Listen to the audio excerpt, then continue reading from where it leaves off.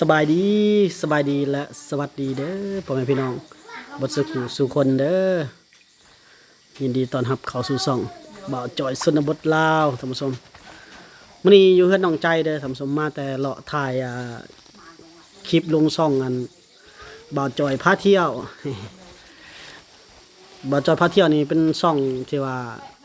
เฮ็ดไว้ท่านผู้ชมเนาะแบบไปเลาะเที่ยวชนบทคือช่องบ่าวจอยชนบทลาวนี่แหละแต่ก่อนก็ไปเลาะเที่ยวแต่ละหมู่บ้านอันนี้เฮาก็แบบมันเป็นช่องที่เฮามักไปเห็นหลายบ่อนหลายสถานที่ท่านผู้ชมเนาะเพราะว่าเฮ็ดได้จังบอกว่าจังซั่นมี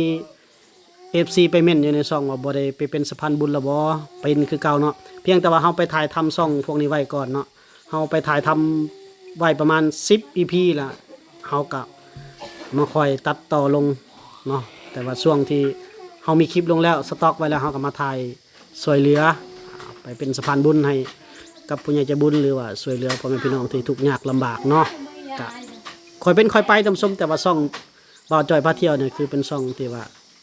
เฮามักไปแนวนั้นชีวิตอิสระว่าซั่นซะเนาะ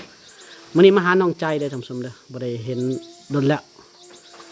เนาะเดี๋ยวปิ่นกล้องไปหาน้องใจก่อนน้องใจทักทายสบายดี FC ก่อนละ สบายดีเด้อ พักกันมาจะใส่ก่อนเดี๋ยวนี้ มาที่เฮือนน้องเบียง ไปยามน้องเบียงกับสาวผู้ไทย โดย เห็นบ่น้องเบียง เห็น เห็นเนาะโอ้ไปเก็บหมากยังมาก็ให้ FC เพิ่นเบิ่งนะเอาเข้ากล้องให้เพิ่นเบิ่งนะ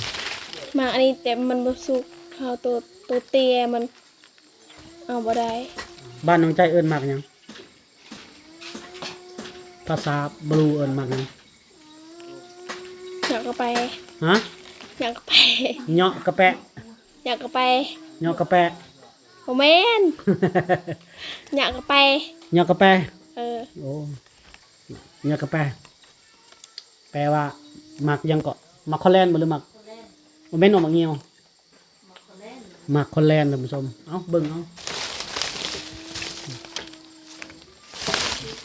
แต่คำมันสุกเดี๋ยวมันสิ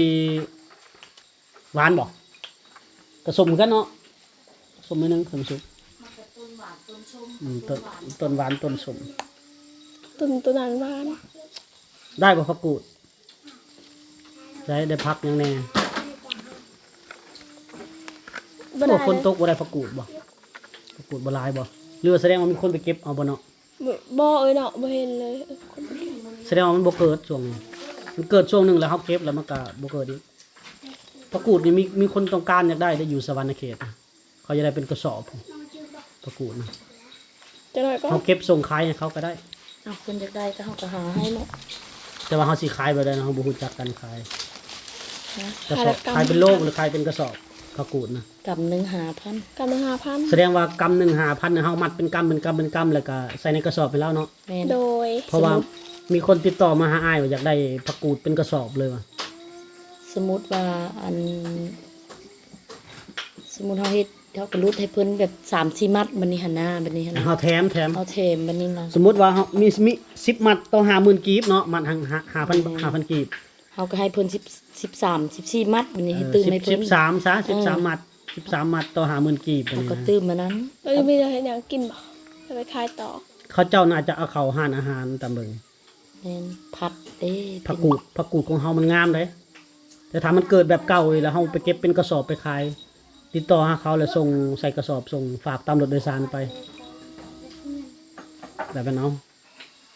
แล้วเขาก็ไปหับเอาตามสถานีรถ โดย แต่ว่าเบื้องต้นเราอยากได้อยู่แต่ว่าเฮาว่าเบื้องก่อนมันออกบ่ เพื่อนเนี่ยเราก็จะได้บ่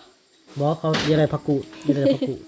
ผักกูดเฮาน่ะแบบในคลิปน่ะมันงามเลยตัวเฮาเก็บสุดก่อนนะ แม่น ขาศอกขาหนึ่งโอ้กระตุ้ยเป็นอันทุกอันนี่ถือว่าเป็นหลายกระสอบก็ได้2กระสอบเพิ่นก็เอา2กระสอบ3กระสอบแต่ว่าเฮาน่าจะได้อยู่ประมาณกระสอบ1กระสอบปลาย แม่ แต่ น เขาเก็บ ซ้ำนั้นแหละเขาเก็บอะไร เขาขายอยู่บ้านเฮาเท่าไหร่มัดหนึ่ง มันหนึ่งหาพัน แสดงว่าเขาก็ต้องอัพราคาขึ้นแน่หน่อยหนึ่งมัดหนึ่ง7,000แบบนี้เขาก็อัพราคาขึ้นนี้ บ่อัพก็ตามไปว่าเฮาแบบลดนั้นลงหั่นนะบ่จ้อย ลดปริมาณลงบ่ แม่น อืม คือว่าแล้วไปขายโต้เฮาก็อัพเงินเพิ่นก็บ่ได้กำไรเลยเนาะ อยู่ตัวเมืองมันกำไรมันสูงอยู่แล้วกว่าเฮาอยู่ผู้อยู่นี่ดอกตัวเมืองเพิ่นแต่ไว้มันมีก่อนเฮาจะติดต่อหาเขาอีกเทื่อนึงว่ายังต้องการบ่นะ ยามมื้อนี้บ่มีเลยเนาะน้องใจ แต่ เนาะ เพิ่นจะได้งามๆ แต่ คือเว้าแล้ว ยามฝนตกมีหลายเลย เพิ่นก็อยากได้แบบเดี๋ยวเฮาเก็บตอนนั้นเห็นงามๆแบบนั้นอยากได้ตามเบิ่งสิแม่นเบิ่งในคลิปอ่ะล่ะ ขอเก็บก็ง่ายไปกลัวกระไปกับไปจอยเลย งามมันไปมื้อนี้มีเลยมีจักยอดเลยมื้อนี้เนาะ มื้อนั้นเฮาเก็บนะเฮาเก็บบ่ได้เอาหมดบ่ได้เอาเยอะหรอก มื้อนั้นน่ะฝนตกไม่ไหม้ดิมันกำลังหึนเนาะบัดนี้ฝนตกตลอด คือว่ารัฐบาลเพิ่นก็เก็บกินอยู่ นั่นแหละ น้ำห้วยก็หึนมื้อนี้นะ บ่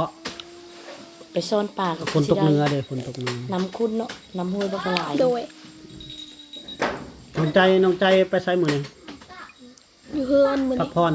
เมื่อวานนี่ไปไสวานนี่ ยืนแล้วก็ไปแวะเฮือนปลา เมื่อวานนี่ไปไสวานนี่ เมื่อวันดิไปเล่น แม่นไปดินนะ ว่านนี้ไปอันนั้นแล้วว่าไป ไปเกี่ยวข้าวเมื่อวานนี้ เฮ็ดได้จะว่าไปดินเด้อเขาเว้าตัวคนบ่ดีเด้อ กับ ถามเมื่อวานนี่ก็ยังบ่จื้อเนาะเมื่อวานนี่น้องใจไปเกี่ยวข้าวนาปังอยู่บ้านป้าเพิ่นเด้อท่านผู้ชมบ่จ้อยเข้าไปแต่ว่าฟ้าวเมื่อบ่ได้ถ่ายเพิ่นแม่นเสือโอ้แล่นเอาไปเก็บภาพบรรยากาศให้ท่านผู้ชม ไอมาไปท่าเจ้าบ่ บ่อ้ายบ่ได้ถ่ายอ้ายไปถ่ายคลิปลงช่องสำฮองอ้ายนะ ก็ยันเรามีเห็นเจ้าซ้ำ เจ้าเห็นอ้ายนะ เห็น ฮะ เห็น เห็นแล้วคือเห็ดงงๆเห็นได้ยินว่าอ้ายเอิ้นใส่นะ ได้ยิน อ่า มาพี่สิส่งรูปให้นี่ อะไรผู้ใดเป็นหยังคือยังบ่ดี น้องสาวจักกระตื้นนอน คือยังบ่ดีอยู่ สัน เกี่ยวข้าวเนาะเมื่อวานเนาะเกี่ยวข้าวนาปังพุ่นเกี่ยวข้าวนาแซงแล้วบ่แล้วหรือยัง ยังหลาย มื้ออื่นไปอีกบ่ ไปมือน กระฝนมีโต๊ะ มื้อนี้คือบ่ไปซะมื้อ ตก มื้ออื่นก็ฝนบ่ตกแล้วไปเนาะ โดย มื้อฮื้อพุ่นละเอื้อยเจ้าจังเข้ามาอีกมื้ออื่นก็ไปงานแต่งเขา คือวันจันทร์นี่เพิ่นก็ชีอันนั้น ฮะ ชีอัน ไปใส่ ก้นมันพอในวันจันทร์ วันจันทร์อีกกวนมันอีก จักก้นมันจักอันหื้อไห้แล้วอุกกระทึกแล้ว เวียกหลายเนาะช่วงนี้เนาะน้องๆในซ่องบ่จอยนี่เวียกงานหลายได้ช่วงนี้น้องมอมนี่ก็ไปปลูกกล้วยปลูกมันฮื้อให้ซักเขาให้ปลูกเขาให้อีกน้องมอมบ่ว่างเลยน้องมอมนี่ช่วงนี้ เขาน้องแดนน้องนั้นงานหมดปิดงานหมดช่วงนี้น้องมิมก็กวนมันอยู่น้องมิมอยู่เมืองนองก็กวนมันอยู่ ไปหาบ่ อ้ายบ่ได้ไปหาน้องมิมเราไปกวนมันเนาะ ดนเลยบ่ ดนเลยได้เป็นเดือนกว่าเกือบ2 เดือนแล้วบ่ได้ไปหาน้องมิมให้แล้วเวียกแถวนี้ก่อนเดี๋ยวอาจจะไปพุ่น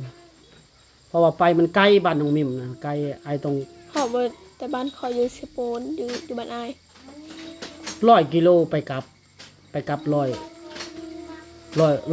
กิโลบ้านน้องมิมกับบ้านบ่จอย ต้องไปนอน ถ้าบ่ไปนอนแหละ กับอายไปดอนบ่ บ่ ครับลูกน้อยเด้ ไปกลับ ไปกลับแล้วเมื่อย พอแห้งและ มันแบบมันหักโหมเกินไปอะนะแบบต้อง เขา มี เลื่อน ห ใหญ่ มู่ แค่แน่หรอก ต้องมีหมู่ผู้ชายผู้หนึงขี่รถจักรไปแล้วก็นอนในเมืองน้องก็ได้นอนอยู่เมืองน้องแล้วจังไปหาน้องเพิ่นแบบหรือว่าเขาตื่นมาแล้วไปแล้วตอนแรงมานอนในเมืองน้อง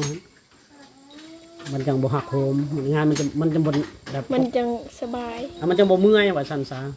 ขับรถทางบ้านน้องมิมยากเลยมันไกลพูดแล้วหลังจากเคลียร์งานเคลียร์เวียกเคลียร์งานแล้วทุกอย่างต้องไปหาน้องมิมอีกคนหนึ่งอันนั้นก่อนช่วงนี้แวะแถวนี้ก่อนสิ้นเดือนนี่ก็สิลงไปแขวงขมวนได้สิ้นเดือนนี่ก็ไปสมทบกับทีมงานเฮลคิปเปอร์คนจิตอาสาที่มาซอยอยู่บ้านตะนางค่ะเด้ปีนี้ไทยปี2025นี่ไปแจกกันอยู่แขวงขมวนอีกจะไปแจกอุปกรณ์แล้วก็อุปกรณ์การเรียนให้โรงเรียนแล้วก็ไออุปกรณ์สร้างโรงเรียนพวกปูนพวกซีมังพวก สังกะสีมันยังนี่ล่ะแต่หลังจากนั้นก็เขาไปแจกอยู่ที่เมืองลับแลอีก เมืองลับแล เมืองลับแลอีกเมืองลับแลอีก ไม่ใช่เลยเมืองลับแล อยู่แขวงขมวนหั่นล่ะไปบ่ไปเมืองลับแล ก็สิ เอ้ยเจ้าบ่ฮู้สิว่างสิได้ไปนำหรือบ่ สิโปนเดี๋ยวค่อยไปจักเทื่อสิโปนช่อง ท้ายเดือนนี้ล่ะท้ายเดือนพฤษภานี่ล่ะจะ ไป ได้ สิ ไป โปน2เทื่อสิแดนจักเทื่อแดนประมาณ4เทื่อเลยสิแดนไปสิโป คันมีโอกาสก็หลังจากนั้นก็สิเดินทางไปแขวงไสสมบูรณ์ต่อ อืม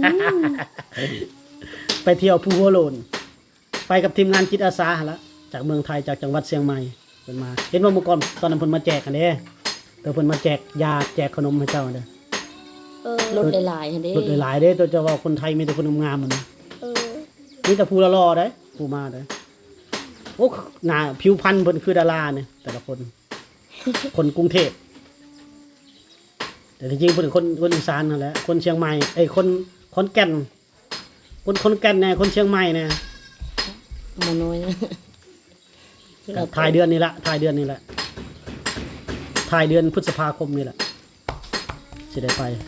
อ้ายกับชีฟ้ามาถ่ายคลิปสะสมไว้แล้วไปมาหาน้องใจถ่ายคลิปสะสมให้น้องใจหลายๆให้ FC เบิ่ง เมื่อไหร่เนาะ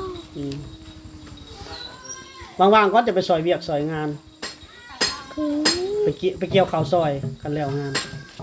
เกี่ยว ชอบเพิ่นแล้วงานใช่น้องกัน เกี่ เกี่ ย ยว ว ข้า ข้าว ว แล้ แล้ว วแล้ว เอามื้ออื่นนี่ก็ไปงานแต่งอีก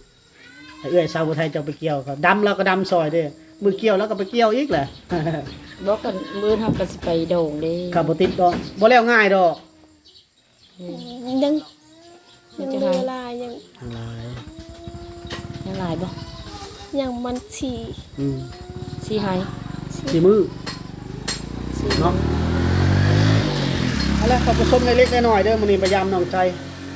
เป็นคลิปเล็กๆน้อยสำนี้ก็พอแล้ว พอได้ให้หายคิดถึง ฉี่หายยัง2มื้อ 2 มื้อบ่ยังสิให้บ่ได้เนี่ยอย่าแล้วก่อนบ่จักโอเคท่านผู้ชมพบกันใหม่ใน EP หน้าสำหรับ EP นี้จบไว้สำนี้ก่อนเด้อคลิปตอนสั่งเล็กๆน้อยๆสบายดีสิบ๊ายบายพร้อมเด้อ สบายดีและสวัสดีเด้อบ๊ายบาย